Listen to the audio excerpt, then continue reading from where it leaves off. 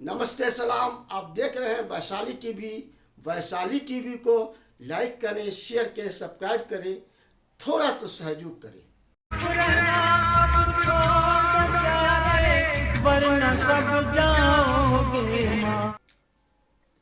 अगर भारत सरकार के मन में गलत भावना नहीं होती और चुनाव अपने पक्ष में कराने का विचार नहीं होता तो सुप्रीम कोर्ट ने जो आदेश पारित किया था चुनाव आयुक्त की नियुक्ति के लिए कि उस समिति में चीफ जस्टिस और विपक्ष के नेता और प्रधानमंत्री होंगे, ये तीनों मिलकर चुनाव आयुक्त की नियुक्ति करेंगे।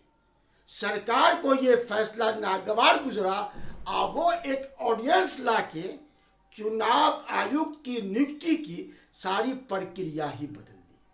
अब विपक्ष के नेता और दो सरकारी पक्ष के होंगे, दो के बराबर एक वोट, मतलब सरकार जिसको चाहेगी उसे चुनाव नियुक्त कर सकती है। यहीं से सरकार के नीयत पर जनता का भरोसा उठ गया।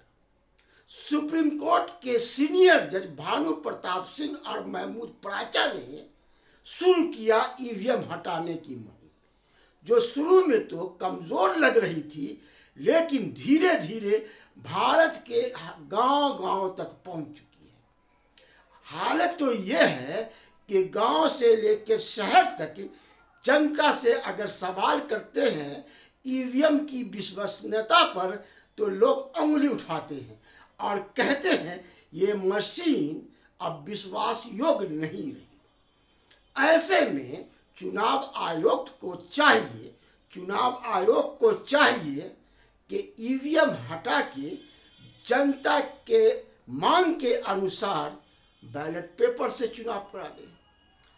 हद तो तब हो गई जब विपक्षी दल के 18 दल इंडिया गठबंधन ने चुनाव आयोग से समय मांगा ईवीएम पर बात करने के लिए, तो चुनाव आयोग ने समय नहीं दिया। चुनाव आयोग की नजर में विपक्ष कोई है ही नहीं, विपक्ष को समझते ही नहीं।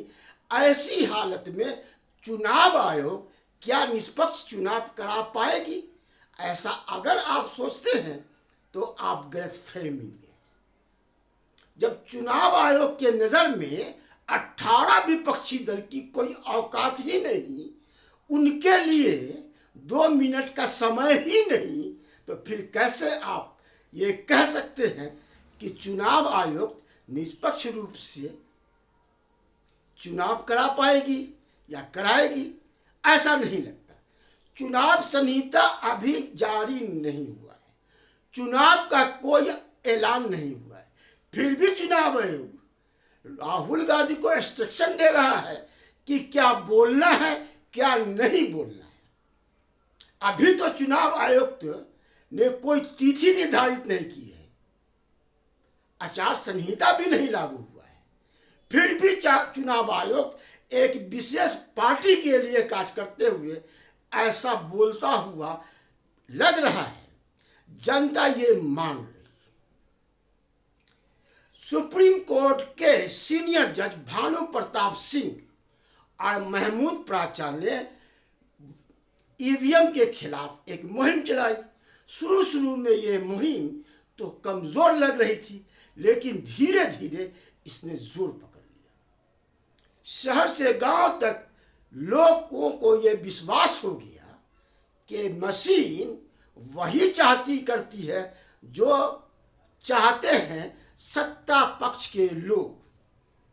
अगर ऐसा नहीं है तो जनता की मांग पर क्यों नहीं पेपर बैलेट से चुनाव कराया जाता? हद तो तब हो गई जब रिपोर्ट आई कि जहां ईवीएम मशीन की प्रोसेसिंग होती है, सॉफ्टवेयर डाला जाता है, वहां 4 बीजेपी के डायरेक्टर हैं। तो वो डायरेक्टर क्या करते हैं क्या नहीं करते हैं ये बताने की बिल की जरूरत नहीं। फिर कई वीडियो सोशल मीडिया पर तैरने लगे, कुछ तो स्ट्रीम मीडिया पर भी दिखाए जाने लगे कि वोटिंग मशीन में हैकिंग की जा सकती है। वोट आप बीजेपी को दे, अब मशीन चाहेगी तो वो सारे वोट कांग्रेस को दे सकती है। मशीन ही सरकार बनाएगी, अब मशीन ही सरकार बिगाड़ेगी। मशीन के हाथ में है। कानून ये कहता है कि जनता अपने चुनाव से सरकार बनाती है और सरकार बिगाड़ती है। लेकिन जो संविधान ने जनता को अधिकार दिया था वोट का, कि वोट के द्वारा वो सरकार बनाए, अब वो अधिकार कुछ विशेष लोगों के द्वारा छीन लिया गया है। अब वो अधिकार वोटिंग मशीन के पास में है, कुछ लोगों के हाथ में है। वो चाहे जिसकी सरकार बनाए, जिसकी सरकार छीन। नतीजा लोगों ने अब एक दूसरा पैमाना भी शुरू कर लिया है। एक उम्मीदवार की एक सीमा है, सीमा के बाद वोट ईवीएम भी आगे उम्मीदवार को नहीं ले सकती। नतीजा अब लोग हर कॉन्स्टिट्यूंसी में इतने उम्मीदवार रखने की कोशिश कर रहे हैं कि जहां वोटिंग मशीन काम ही ना करे, अब बैलेट पेपर से चुनाव किया जाए। लगभग कई राज्यों में विपक्ष की पार्टियों ने यह तरीका निकाला है कि हर कॉन्स्टिट्यूंसी से कम 30 से 40 उम्मीदवार नामांकन भर दे, ताकि ईवीएम मशीन का काम ही खत्म हो जाए। चुनाव आयोग चाहे जिसके पक्ष में भी हो, मजबूरी में बैलेट पेपर से चुनाव कराना पड़े।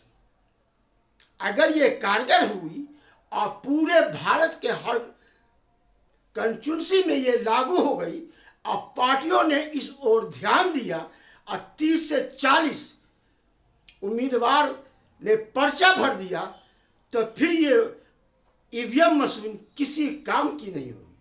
चुनाव आयोग, चुनाव मंत्रालय चाह कर भी किसी को नहीं जिता सकता। फिर जनता के हाथ में होगा, जनता जिसको चाहेगी जीत दिलाएगी। आज के वीडियो में बस इतना। बहुत बहुत धन्यवाद।